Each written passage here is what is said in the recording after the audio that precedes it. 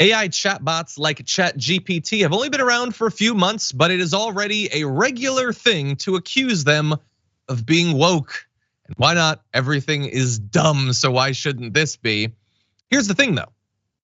In some ways, when you ask these woke chatbots to generate things, they do seem to have certain biases. And I want to have an honest debate about whether they should have these biases. So for instance, if you ask them to tell a joke about women, they will say, I'm not programmed to make jokes about a specific gender as it can be offensive and inappropriate.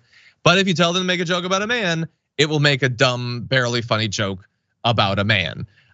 Similarly, if you ask them to make comments about racial groups, like if you say, make a comment about a black person or something, it might say that it won't. If you ask it to make a comment about a white person, it might be willing to do that. Some topics it won't talk about. So for instance, if you ask it to write a 10-paragraph argument for using more fossil fuels to increase human happiness, it says that it wouldn't do that. It would instead encourage you to use renewable energy, which look, as a general thing, I agree with that. But I think that asking it to summarize, even just for devil's advocate purposes, it should be capable of doing that. So look, are right wingers tying themselves in knots, desperately trying to identify these issues? Yes. Does it actually matter? No, not particularly. These technologies are in their infancy. In 6 months, there's gonna be 10 more of them, and they're gonna have a wide range of capabilities and things that they're willing to talk about. This is not an actual problem, or at the very least, it will not be soon.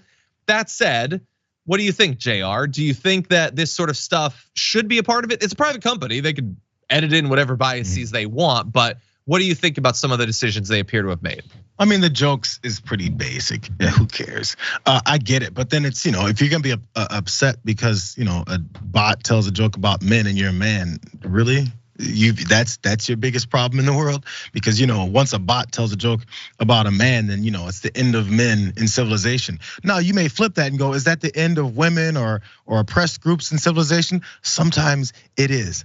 That's the whole point here. Maybe this is what people are missing. Yes, people are inspired by some of the things and they do these horrible things to folks because they figure society just doesn't care about them. We've seen it over and over and over again. The reality is there. And by the way, when it comes to answering questions, if a computer generated program is gonna talk about what should be done, we just talked about contaminated water, it might analyze the fact that we've got climate change going down and it's affecting these types of things. It might analyze the way the numbers are going. It might see the way that people get their water and how it may kill other folks and lead to more things. When you analyze those things, computers may do it scientifically and based off of numbers, things that apparently conservatives don't really like, because that would destroy their argument of just glossing over reality and presenting you with their own. That's where the problem comes from these folks. So if we're gonna do it based off of computers or whatever it is that these are reading, it's probably gonna be based off of hard-nosed numbers and not worried about your feelings. And we already see emotionally is the things that people wanna, politicians specifically, would like to use to control folks rather than reality. We know that. Yeah, cartoon root beer bears are not the only woke topic that the right is freaking out recently. You might have noticed in the last day, they found a reason to talk about games again. They freaked out that Microsoft was changing the Xbox console to provide some power saving, like flexibility for updates and stuff during the night. They had this section with whoever that guy is calling it the woke Xbox. They're trying to recruit your kids into climate politics at an earlier age. You're right, said the co-host. They're going after the children because this private company that is not involved in the climate stuff or at all, I don't understand what you're talking about, is making it so that it'll do its updates at a time of the night where it'll use more renewable energy. You won't know because you will be asleep. It literally is only a thing that affects the Xbox when it's not being used. But anyway, they found 1 day's worth of news to pull out of that. Miranda, I hear that you're a gamer. What do you think about the Xbox going woke? I think it's such a reach, and if they think their kids are even going to know that this change is going to take place, they're kidding themselves. And I think they do know, obviously, they know these things and they're spouting this nonsense anyway. I didn't even know this was a change, and I'm an adult who works in news.